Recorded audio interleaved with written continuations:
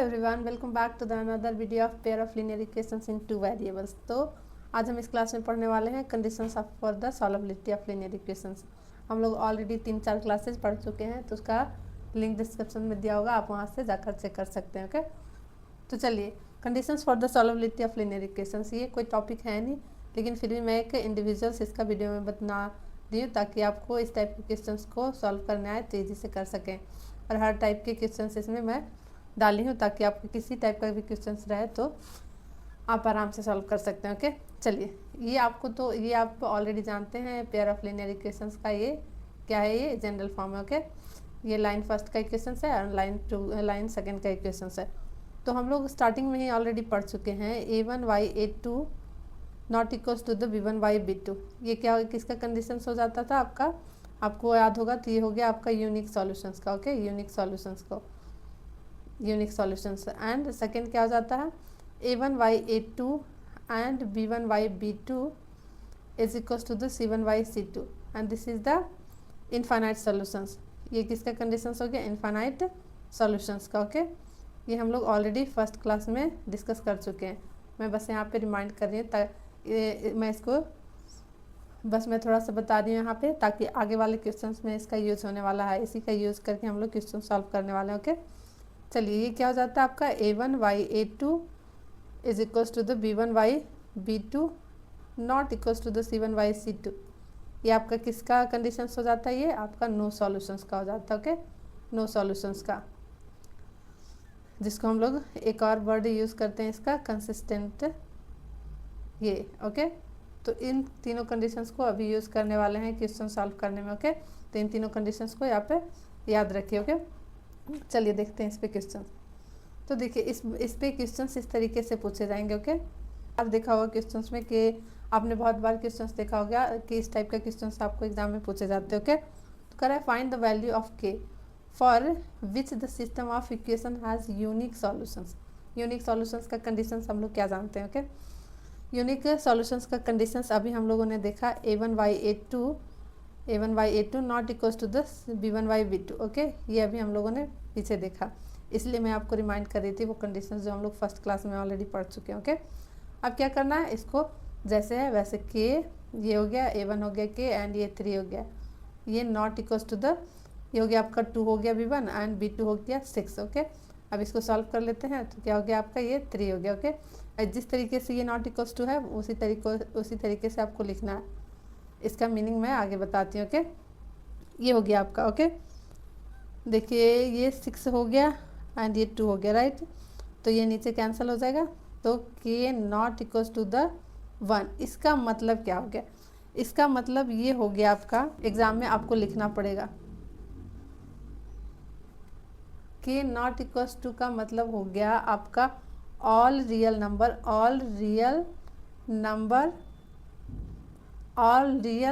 Number of के accept 1।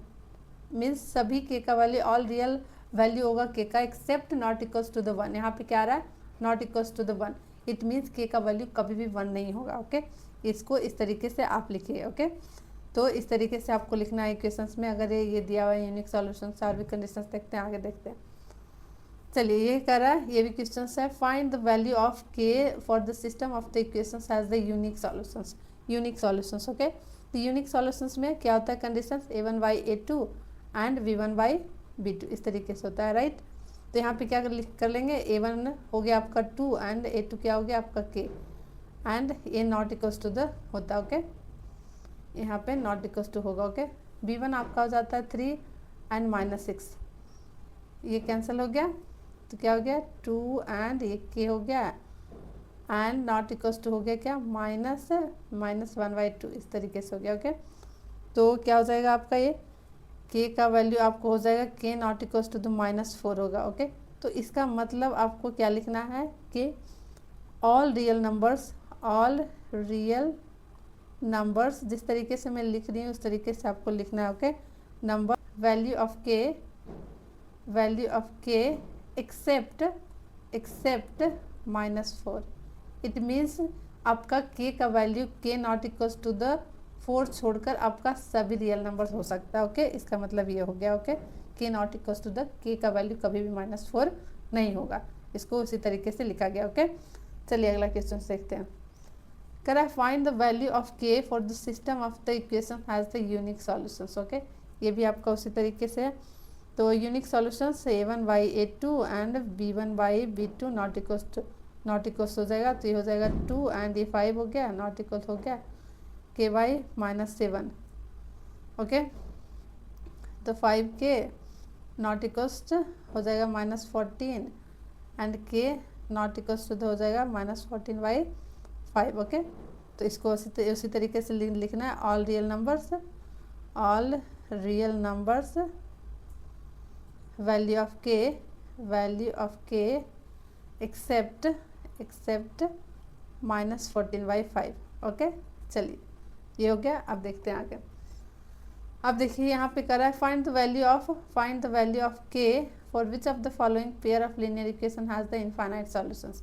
तो पहले इनफाइनाइट सॉल्यूशंस का कंडीशंस क्या होता है, a1/a2 is equals to the b1/b2 and is equals to the c1/c2। ये हो जाता है आपका। अब यहाँ पे देखिए a1 क्या होगा, a2 क्या हो गया। मैं यहाँ पे एक एक करके नहीं लिखने वाली हूँ, क्योंकि मैं फर्स्ट क्लास में ऑलरेडी बहुत ही अच्छे तरीके से समझा चुकी हूँ यहाँ पे, तो मैं डायरेक्ट यहाँ पे लिखूँगी। ओके, 2 एंड डिवाइड बाई ये हो गया आपका a2 हो गया, तो a2 हो गया k+1 is equal to the b1 हो गया 3 हो गया एंड b2 हो गया आपका कितना 2k-1 and equal to the हो जाएगा 7/4k एंड +1। तो देखिए यहाँ पे क्या करना है, इसके इक्वल इसको करना है एंड देन इसके इक्वल इसको करना है। ओके, तो पहले एक एक करते हैं। पहले 2/k+1 कर लिया is equal to the 3 and 2k-1। Okay, इस तरीके से किया। अब क्या करेंगे, cross multiplication 4k-2 and 3k+3। तो यहाँ पे k का वैल्यू यहाँ पे ये आ जाएगा, तो k एंड इधर चला जाएगा तो 5 आ जाएगा। ओके, चलिए दोनों में आपका इक्वल आ जाएगा। दोनों में इसके इक्वल भी करेंगे तो वही वैल्यू आएगा। देखिए एक बार देख लेते हैं, इसके इक्वल कर लेते हैं। ओके, तो दोनों का सेम ही आएगा, 7 4k+1। ओके, कैलकुलेट करिएगा तो 5 आ जाएगा। ओके, इसका वैल्यू k का वैल्यू आपका 5 आ जाएगा। ओके, चलिए ये हो गया। चलिए एक और चीज़ आपको मैं सिखाती हूँ। यहाँ पे देखिए, अब डायरेक्ट यहाँ पे k का वैल्यू पुट कर रहा है। चलिए अगले क्वेश्चन में मैं बताती हूँ। A and B for the system of linear equations has the infinite number of solution। infinite number of solutions क्या हो गया, क्वेश्चन नंबर फर्स्ट सॉल्व करते हैं। a1/a2 it means infinite solutions। तो a1/a2 and b1/b2 and c1/c2 ये हो गया आपका। ओके, चलिए अब यहाँ पे क्या हो जाएगा, 2 हो जाएगा and a+b is equal to the क्या हो जाएगा -3 एंड ये क्या हो जाएगा -a+b-3 is equal to the 7/4a+ba। अब क्या करना, इसके इक्वल इसको करना है एंड फिर इसके इक्वल इसको कर देना। ओके, तो a और b का वैल्यू आ जाएगा। तो क्या करेंगे, 2 पहले इसको इक्वल करेंगे इन दोनों को एंड देन इसको करेंगे इक्वल। 2 एंड a+b हो गया and is equal to the -3 -a+b-3। Okay, चलिए यहाँ पे देख लेते हैं। ये क्रॉस मल्टीप्लिकेशंस कर दिया तो क्या हो जाएगा आपका, ये -2a एंड ये हो गया आपका -2b एंड ये क्या हो जाएगा प्लस हो जाएगा आपका 6 इज इक्वल टू हो जाएगा 3a+3b। ओके, ये हो गया आपका इक्वेशन। ये इस तरीके से आ जाएगा, सॉल्व करिएगा तो इसका आपका इक्वेशन आ जाएगा a+b is equal to the -6। ये इक्वेशन फर्स्ट आ जाएगा। अब देखिए यहाँ से क्या करेंगे, इसके इक्वल कर रहे हैं, अब इसको इसके इक्वल कर रहे हैं। ओके, तो क्या करेंगे, -3 हो जाएगा ये, और ये आपका ये हो जाएगा माइनस में, और ये भी माइनस में b हो जाएगा एंड +3 हो जाएगा, ये 7 हो जाएगा एंड 4a एंड +b हो जाएगा। ओके, इसको क्रॉस मल्टीप्लिकेशंस करेंगे तो इसका इक्वेशन आ जाएगा आपका 5a-4b is equal to the -21। ये इक्वेशन आ जाएगा। अब इस इक्वेशन को सॉल्व कर लेंगे और इसको सॉल्व करने पे आपका क्या आ जाएगा, देखिए ए का वैल्यू आपका आ जाएगा। देखिए सॉल्व कर लेते हैं इक्वेशन से। फर्स्ट में आप क्या करिए, 4 से मल्टीप्लाई कर लीजिए। ओके, यहाँ पे 4 इसके कोफिशिएंट को इक्वल कर रहे हैं एंड देन क्या करते हैं, ऐड कर लेते हैं। ओके, यहाँ पे कर लेते हैं। Okay, 4a plus 4b is equal to the -24। Okay, ये आपका हो गया 5a and 4b is equal to the -21। ये कैंसिल हो गया, ये 9a हो गया और ये क्या हो जाएगा 5 हो गया एंड ये कितना हो जाएगा 4 हो जाएगा। तो ये कितना हो जाएगा a इज इक्वल टू हो जाएगा आपका -5। अब a का जो वैल्यू है वो किसी इक्वेशन में पुट कर दीजिए फर्स्ट या सेकेंड में, तो b का वैल्यू आपका आ जाएगा -1। ओके, चलिए तो यहाँ पे क्या आ गया a का वैल्यू आपका आ गया -5 एंड b का वैल्यू आ गया आपका -1। ये आपका आंसर हो गया। ओके, चलिए दूसरा क्वेश्चन भी देख लेते हैं। ये वाले क्वेश्चन देखते हैं, यहाँ पे स्पेस नहीं है तो यहाँ पे देखते हैं क्या क्वेश्चन था। वापस यहाँ लिख लेते हैं 2x plus 3y is equal to the 7 and a plus b plus 1x plus a plus देखने में जितना लेंदी लग रहा है उतना है नहीं। ओके, इज इक्वल टू हो गया 4a प्लस b प्लस ये हो गया 1 एंड क्या है ये इनफाइनाइट सॉल्यूशन है। ओके, इनफाइनाइट सॉल्यूशन से अभी जो क्वेश्चन पीछे था। ओके, तो क्या करें a1y a2 and b1y b2 इस तरीके से कर लिया एंड c1y c2। ओके, तो क्या करेंगे यहाँ पे वैल्यू हो जाएगा 2y a plus b plus 1। Okay, and is equal to the 3y a plus 2b plus 2 is equal to हो गया आपका ये हो जाएगा 4 and divided by 4a plus b and plus 1। Okay, अब इसको क्या करते हैं इसके इक्वल पहले करते हैं एंड देन इसके इक्वल इसको करेंगे। ओके, चलिए कर लेते हैं 2a प्लस b प्लस 1 ये हो गया and 3a plus 2b plus 2 ये हो गया। ओके, तो यहाँ से आप क्रॉस मल्टीप्लिकेशन करिएगा तो इसका इक्वेशन आपका आ जाएगा a minus B is equal to the 1 equation से ये फर्स्ट आ जाएगा। अब इसके इक्वल करिए, अब इसके इक्वल करते हैं। ओके, तो चलिए इसके इक्वल करते हैं तो ये हो गया 3 and a plus 2b plus 2 is equal to the 4 and ये हो जाएगा 4a and plus 4b and plus 1। Okay, अब क्रॉस मल्टीप्लिकेशन करिएगा सॉल्व करिएगा तो इसका इक्वेशन आपका आ जाएगा 5a minus 2b is equal to the 11। ये आपका सेकेंड इक्वेशन हो जाएगा। ओके, अब क्या करेंगे फर्स्ट इक्वेशन और सेकेंड इक्वेशन को सॉल्व करेंगे। तो यहाँ पे अपोजिट साइन है तो क्या करेंगे यहीं पे सेम साइन है। ओके, तो यहाँ पे क्या करेंगे 2 से मल्टीप्लाई कर देंगे। तो इक्वेशन फर्स्ट को क्या करेंगे 2 से मल्टीप्लाई करेंगे एंड सब्ट्रैक्ट करेंगे इक्वेशन सेकेंड को। तो हो गया ये 2a minus 2b is equal to the 2। Okay, 5a minus 2b is equal to the 11। ये माइनस प्लस माइनस ये हो गया माइनस 3a एंड ये क्या हो गया आपका -9। ए आपका आ गया कितना ये आपका आ जा रहा है 3 आ जा रहा है। ओके, तो ए का वैल्यू पुट कर लेंगे इक्वेशन फर्स्ट या सेकेंड में। तो बी का वैल्यू आपका क्या आ जाएगा बी का वैल्यू आपका आ जाएगा 2 आ जाएगा। ओके, देखिए इसमें पुट कर लेंगे तो यहाँ पे आपका आ गया ए का वैल्यू 3 आ गया एंड बी का वैल्यू आपका 2 आ गया। चलिए तो आपको यही पूछ रहा था ए और बी का वैल्यू। ओके, चलिए अगला देखते हैं। कह रहा है find the value of m and n for the system of linear equation has the infinite solutions. तो इसमें भी इनफाइनाइट सॉल्यूशन है। It means a1y a2 and b1y b2 is equal to the c1y c2। तो बस ये क्या करना है इसके 3 हो गया m प्लस n हो गया इज इक्वल टू हो गया 4 divide by 2 into m minus n is equal to the 12 5m minus 1। अभी इसके इक्वल इसको करना है एंड देन इसके इक्वल करना है। ओके, तो n is equal to the 4 and ये हो गया 2m माइनस 2n। इसको सॉल्व करिएगा तो इसका इक्वेशन आ जाएगा m minus 2m minus 5n is equal to the 0 first equation. And अब क्या करना है इसके इक्वल करना है। ओके, तो यहाँ पर कर लीजिए 4 into 2m minus 2n is equal to the 12 by 5m minus 1। इसको सॉल्व करने पे आपका इक्वेशन सेकेंड आ जाएगा क्या m minus 6n is equal to the minus 1। ये आपका सेकेंड इक्वेशन आ गया। ओके, अब क्या करेंगे इक्वेशन फर्स्ट और सेकेंड को क्या करेंगे सब्ट्रैक्ट कर देंगे। ये m और ये m कोफिशिएंट इसका बराबर है। ओके, चलिए यहाँ पे m minus 5n is equal to the 0 and m minus 6n is equal to the minus 1। ये हो गया माइनस, ये हो गया प्लस और ये हो गया प्लस। ओके, ये कैंसिल हो गया तो ये हो गया आपका n हो गया इज इक्वल टू द 1 हो गया, ओके। और m का वैल्यू आपका आ जाएगा 5, इसमें पुट करिएगा तो n का वैल्यू 1 हो गया तो ये 5, तो m का वैल्यू आपका क्या आ गया 5 आ गया, ओके। तो n का वैल्यू आपका 1 आ गया और m का वैल्यू 5 आ गया, ओके। चलिए इजी है। चलिए नो सॉल्यूशंस, ओके।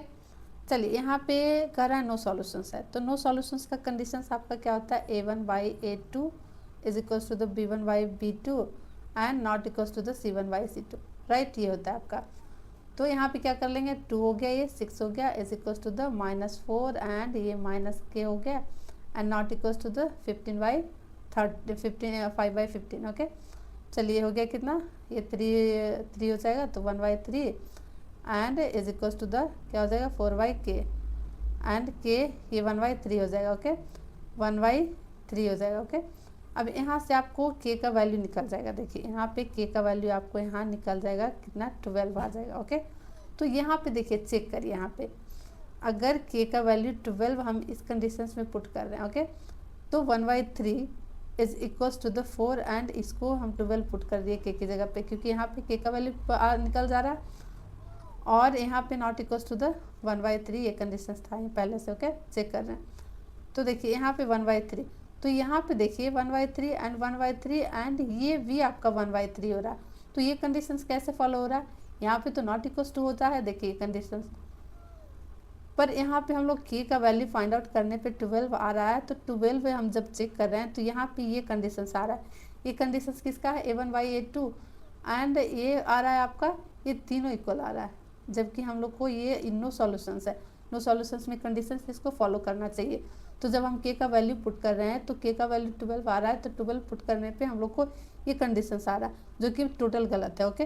तो यहाँ पे इस कंडीशंस में ऐसा नहीं है कि आप k का वैल्यू निकाल कर और छोड़ दिए, आपको चेक करना पड़ेगा। तो देखिए यहाँ पे k की वैल्यू जब 12 आ रही है तो ये कंडीशंस फुलफिल नहीं हो रहा है नो सॉल्यूशंस का। तो यहाँ पे हम लोग क्या करेंगे, लिखेंगे there is no value of k for which the system, जिस तरीके से मैं लिख रही हूँ वैसे ही लिखना है, सिस्टम हैज़ नो सॉल्यूशंस। ऐसा नहीं है कि आप k का वैल्यू निकाल लिया उसके बाद मेरा काम खत्म, वैसा नहीं है। आपको k का वैल्यू निकालने के बाद आपको यहाँ पे पुट कर देखना पड़ेगा कि k का वैल्यू जो आ रहा है वो जो दिया हुआ कंडीशंस है नो सॉल्यूशंस का, k का वैल्यू पुट करने पे क्या एक कंडीशंस एग्जिस्ट कर रहा है या नहीं कर रहा है। तो देखिए यहाँ पे जैसे ही मैं k का वैल्यू पुट करती हूँ तो ये कंडीशन एग्जिस्ट नहीं कर रहा है, ये तो कर रहा है किसका, इनफाइनाइट सॉल्यूशंस का। तो यहाँ पे क्या लिखेंगे, यहाँ पे डायरेक्ट लिखेंगे there is no value of k for the which the system has no solutions, okay. चलिए आई होप की बात आपको समझ में आ गई होगी। चलिए एक और देख लेते हैं। देखिए यहाँ पे आपका क्वेश्चंस दिया हुआ है,